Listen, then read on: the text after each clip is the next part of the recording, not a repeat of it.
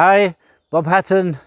Schön, dass ihr wieder eingeschaltet seid. Schön, ich kann euch nicht sehen, aber ich glaube, dass ihr da seid. Schön, dass ihr da seid.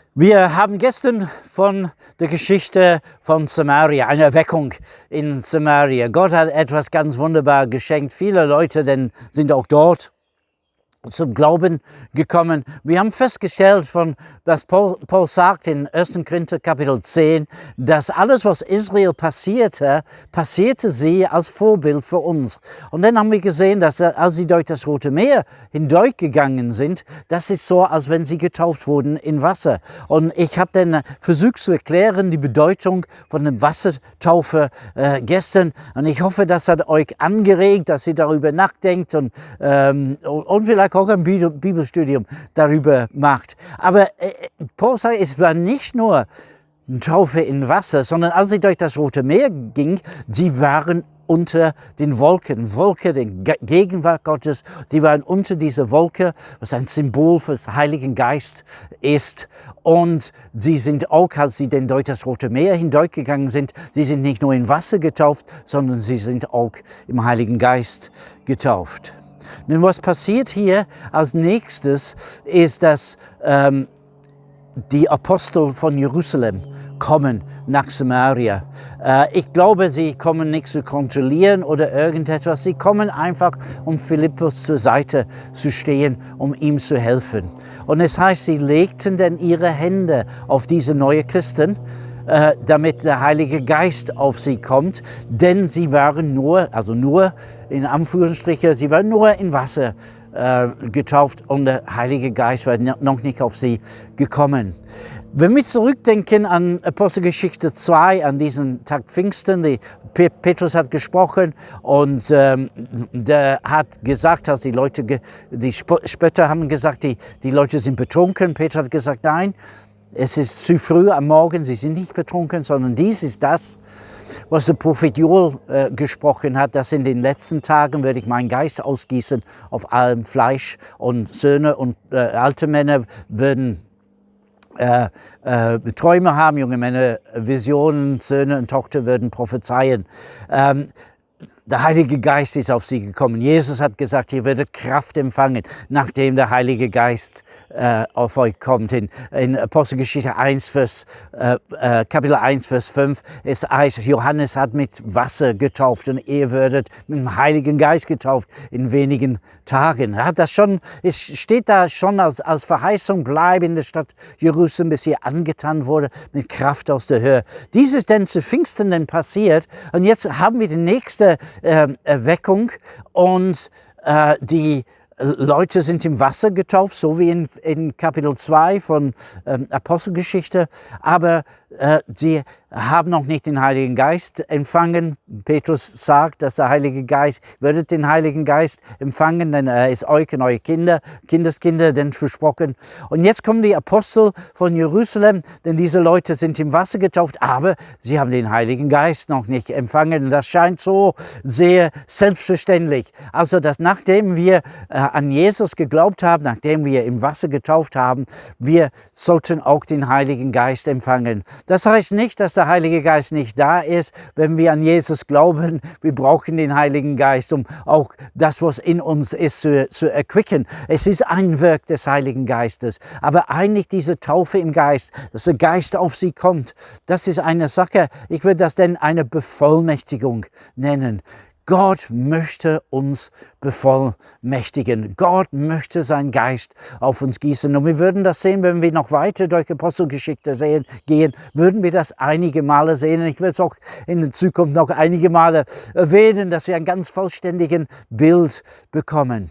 Aber ihr wisst inzwischen, ich bin so begeistert von der Kirchengeschichte zu lesen, zu hören, was Gott auch in der Vergangenheit, ganz lange her, aber auch in der neuesten Vergangenheit getan hat. Und ich denke an die Geschichte von zwei Brüdern, John und Charles Wesley, die Begründer der Methodistenkirche, was auch in Deutschland und anderes eigentlich eine weltweite Kirche gibt. In den 18. Jahrhundert in England, die beiden Wesley-Brüder, sie waren sehr intellektuell. Sie haben das Christentum auch intellektuell aufgenommen. Aber aus ihrem eigenen Mund haben sie gesagt, wir haben aber keinen Glauben. Und in einem bestimmten Jahr, am Anfang von dem 18. Jahrhundert, unabhängig voneinander, in unterschiedlichen Situationen, beide sind zum Glauben gekommen. Und das war für sie eine ganz wunderbare Sache. Es war eine persönliche Erweckung für sie. Und am Ende dieses Jahres haben sie sich zusammengetan am Silvester. Und sie haben durch die Nacht Gott gesucht. Sie haben eine Gruppe von ehemaligen Studenten, die haben sich genannt der Heilige Club. Komischer Name, aber so hieß es. Und da waren andere Leute da. Und während sie Gott suchte, ist Gott gekommen. So wie in die Geschichten in der Apostelgeschichte, mit Kraft, mit Macht, mit Vollmacht. Er hat sie auch körperlich denn angetan, erfüllt mit seinem Geist. Und kurze Zeit später ist eine Erweckung denn ausgebrochen, dass das Land England, Großbritannien, denn verwandelt hat. Es hat dann auch zu tun mit der ersten großen Erweckung in Amerika, noch nicht in den USA, aber in Amerika, in den Kolonien, was auch dort bis den heutigen Tag, also ein bleibender Einfluss hat. Der Heilige Geist ist am Werk.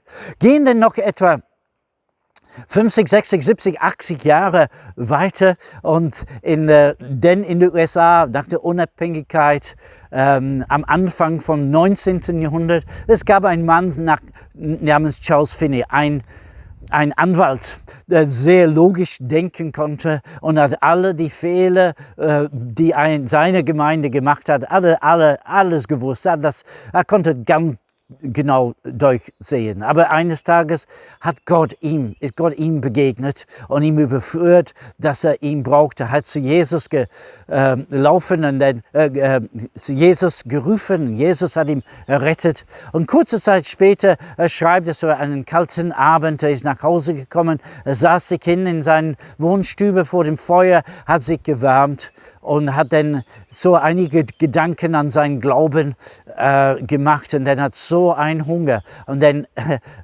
sagt er, was über ihn kam, das waren wie Stoße von Strom. Stromstoße sind immer wieder gekommen über seinen Körper. Und dann sagt er, es war, als wenn flüssige Liebe über ihn gekommen ist und sein Leben richtig ergriffen.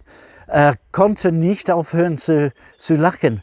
Dann kam der Chorleiter von der Gemeinde, ein Mann, den Finney meinte, er hat kein bisschen Glaube. Und als er ihn gesehen hat, und Finney konnte nur grinsen und nichts sagen, der hat ihn gefragt, ob es ihm gut geht. Und er hat dann so ganz lächelnd gesagt, es ist ihm noch nie besser geworden.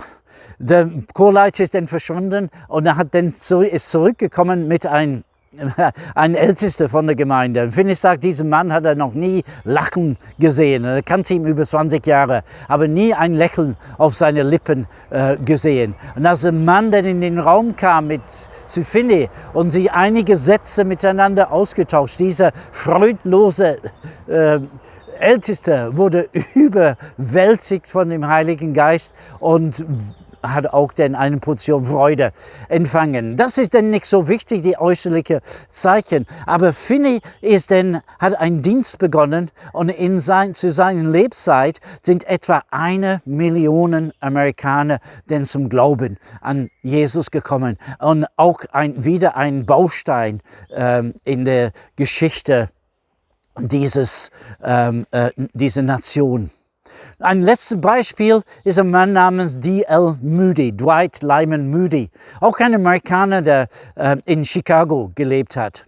Und nachdem er Pastor, hat auch eine bewegte Geschichte, aber dann ist er Pastor, hat eine Gemeinde aufgebaut in Chicago und diese Gemeinde war die größte Gemeinde in der Stadt. Und einem Sonntagabend, nachdem er gebetet hat, kamen 2 ältere Frauen zu ihm und haben gesagt, Pastor, wir beten für dich, wir beten, dass du Kraft empfängst. Nur ein bisschen beleidigt, als sie das gesagt haben, denn er dachte, er war ein kraftvoller Prediger. Prediger. Er war ein Mann der Kraft. Er hat das zunächst abgetan. Aber eine Woche später waren sie wieder da und sie versicherte ihm, dass sie beten für ihn, dass er Kraft empfängt. Und das ging dann so ein paar Monate und schließlich sagt Moody, ich möchte nicht, dass ihr für mich betet, ich möchte, dass ihr mit mir betet. Das haben sie dann gemacht. Einige Tage später war Moody unterwegs in New York City. Und als er in der Stadt war, in der Wall Street, also das Wirtschaftszentrum heute, als er in dieser Straße war, ist der Heilige Geist über ihn plötzlich gekommen, mitten in der Öffentlichkeit. Und er ist dann hingerannt zu einem Haus seines Freundes und hat gebetet, dass er ihm ein Zimmer zur Verfügung stellt. Und ganz alleine für mehrere Stunden hatte er dann eine Begegnung mit dem Heiligen Geist, was er gesagt hat, das war seine Taufe im Heiligen Geist. Auch mit verschiedenen äußerlichen Zeichen. Nicht so wichtig heute, aber was passiert ist, dass dann auch dann gegen Ende von dem 19. Jahrhundert ist wieder eine Weckung, wo viele, viele Leute weltweit zum Glauben gekommen sind durch diesen Dienst von Dwight Lyman Moody. Ich beende hiermit und die Geschichte wird morgen weitergehen. Ich wünsche einen guten Tag. Ich hoffe, dass ihr auch Gedanken macht über euer persönliches Leben und eure Beziehung zur dritten Person der Dreieinigkeit, nämlich den Heiligen Geist. Alles Gute, Gottes Segen, euer Bob Hatten.